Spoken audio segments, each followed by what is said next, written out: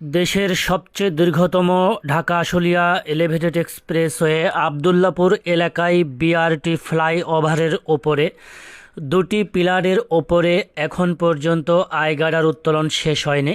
এই অংশে শেষ হলে মোটামুটি বিমানবন্দর একটি পাশে অপর পাশে আশুলিয়া পর্যন্ত পুরোটাই প্রস্তুত হবে আইগাডার উত্তোলনের কাজ।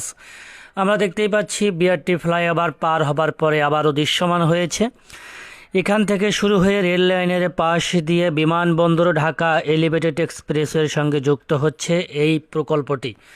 আপনারা নিশ্চয়ই অবগত আছেন, দেশের সবচেয়ে দীর্ঘতম 24 kilometre Dhaka Ashulia elevated expressway বিমানবন্দর থেকে শুরু হয়ে সাভারের শ্রীপুর পর্যন্ত বিস্তৃত। এই প্রকল্পটি চালু হলে সাভারের শ্রীপুর থেকে যাত্রাবাড়ি যাওয়া যাবে মাত্র 40 থেকে 45 মিনিটের মধ্যে। এটির দৈর্ঘ্য 24 কিলোমিটার হলেও ঢাকা এলিভেটেড এক্সপ্রেসওয়ের সঙ্গে যখন যুক্ত হবে তখন দুটি মিলিয়ে দৈর্ঘ্য হবে 44 কিলোমিটার। ঢাকা এলিভেটেড এক্সপ্রেসওয়ের দৈর্ঘ্য 20 কিলোমিটার।